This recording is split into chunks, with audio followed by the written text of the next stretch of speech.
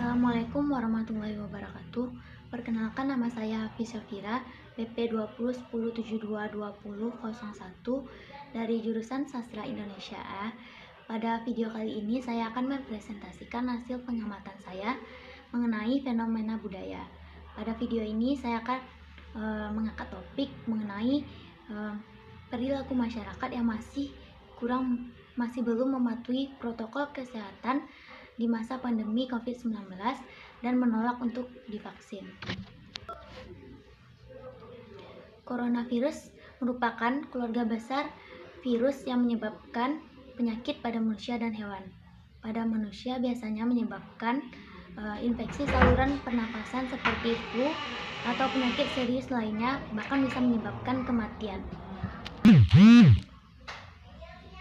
Coronavirus jenis baru ditemukan pada manusia sejak munculnya kejadian di Wuhan, Cina pada Desember 2019. Kemudian diberi nama Severe Acute Respiratory Syndrome Coronavirus 2 dan menyebabkan penyakit COVID-19. Gejalanya mirip dengan SARS, tetapi kematian SARS lebih tinggi dari tingkat kematian COVID-19 ini. Beberapa cara yang bisa dilakukan untuk mencegah tertularnya virus ini adalah menjaga kesehatan dan kebugaran tubuh tetap prima dan sistem imunitas atau kekebalan tubuh. Yang kedua, mencuci tangan dengan air mengalir serta menggunakan hand sanitizer. Yang ketiga, menutup mulut ketika bersin atau batuk menggunakan tisu. Yang keempat, menghindari kontak dengan orang lain atau tidak bepergian ke tempat umum. Yang kelima, tidak keluar rumah jika sedang kurang sehat. Meningkatnya kasus COVID-19 pada saat ini karena masih banyaknya masyarakat yang belum mematuhi protokol kesehatan. Rendahnya tingkat pengetahuan masyarakat tersebut karena masyarakat masih kurang paham akan bahayanya dampak COVID-19 ini dan kurangnya sosialisasi tentang COVID-19 ini. Dengan dasar itu, penting untuk mengetahui bagaimana pengetahuan masyarakat tentang COVID-19 dan apa saja alasan masyarakat banyak menolak untuk divaksin. Berdasarkan hasil wawancara saya, narasumber berpendapat masyarakat masih kurang memahami tentang virus ini dan menganggap remeh virus COVID-19 ini. Masyarakat sekarang ini tidak terlalu mempedulikan dan mengabaikan tentang virus ini. Bahkan banyak masyarakat yang tak percaya akan adanya COVID-19 ini karena tidak percaya dengan pemerintah dan adanya corona ini tidak dipedulikan oleh masyarakat. Karena banyak juga rumah sakit yang melakukan pemalsuan data terhadap pasien COVID-19 ini. Hal itu dapat dilihat dari masih banyaknya orang yang tidak memakai masker dan masih membuat kerumunan. Dan banyaknya orang yang mengadakan pesta di tengah pandemi ini. Mematuhi protokol kesehatan sangat penting dalam menjaga kita agar kita bisa terhindar dari virus COVID-19 ini.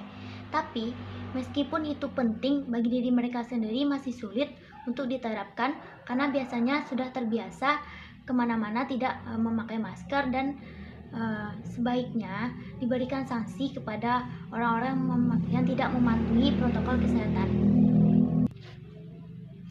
Alasan masyarakat yang masih banyak menolak untuk divaksin adalah karena mereka terpengaruh dari opini-opini berita atau di media yang mengatakan bahwa ada orang yang setelah divaksin tersebut meninggal. Berita ini tentu menimbulkan kecemasan bagi masyarakat. Selain itu, masyarakat tidak mau divaksin karena mereka takut dengan adanya vaksin palsu yang beredar.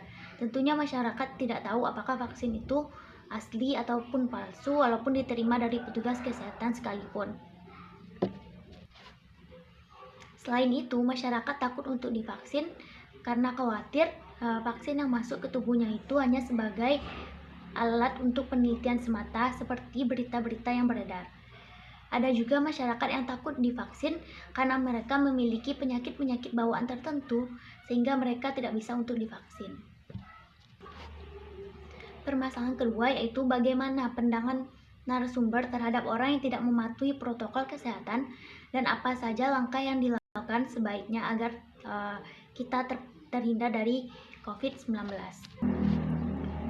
Dari hasil wawancara dengan narasumber yang berpendapat seharusnya orang-orang yang tidak mematuhi protokol kesehatan sebaiknya diberikan semacam sanksi agar mereka jera dan mau untuk memakai masker, dan juga kita harus menerapkan dalam diri kita masing-masing agar mematuhi protokol kesehatan,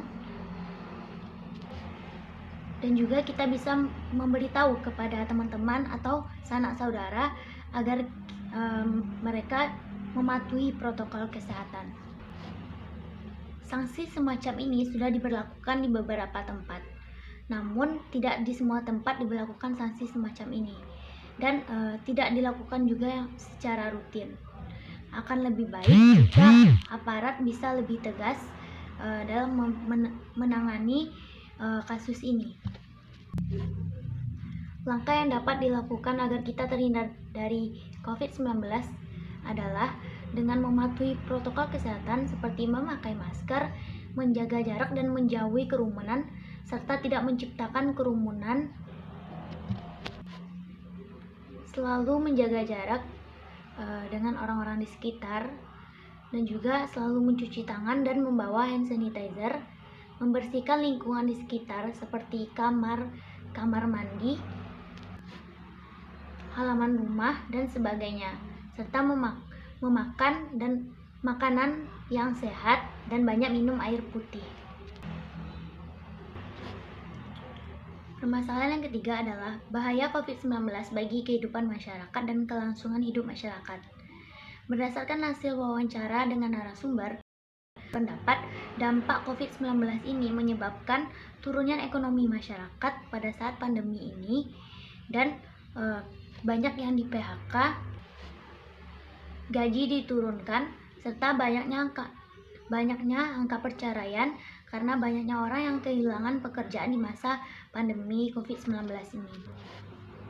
Dampak COVID-19 ini sangat merasakan masyarakat, walaupun ada bantuan dari pemerintah, tetapi itu sangat merasakan masyarakat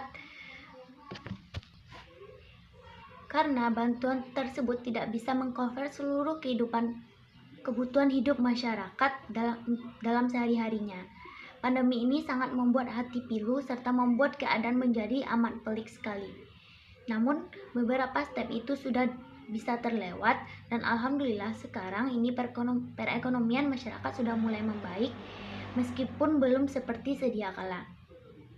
Dampak di bidang pendidikan juga sangat dirasakan oleh siswa dan mahasiswa yang menyebabkan adanya belajar secara daring yang susah untuk dipahami oleh mahasiswa dan juga siswa karena tidak diajarkan langsung oleh guru, serta tidak bisa bertemu teman-teman dan saling bertukar pikiran dengan teman-teman di sekolah. COVID-19 ini merupakan virus yang berbahaya. Untuk menghindarinya, kita semua harus menjaga kebersihan dan diri dan lingkungan kita masing-masing agar kita bisa terhindar dari COVID-19 ini. Kita juga harus mematuhi protokol kesehatan dan mengajak orang-orang di sekitar untuk mematuhi protokol kesehatan agar virus ini cepat hilang dan kita bisa hidup seperti sedia kala. Dan kita harus percaya kepada pemerintah, apapun yang dianjurkan pemerintah kita harus mematuhinya, karena itu untuk yang terbaik bagi kita bersama.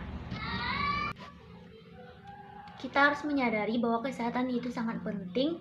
Untuk itu kita harus menjaga kesehatan kita agar kita bisa terhindar dari virus ini dan berhenti untuk bersikap tidak acuh dan peduli dengan masalah ini.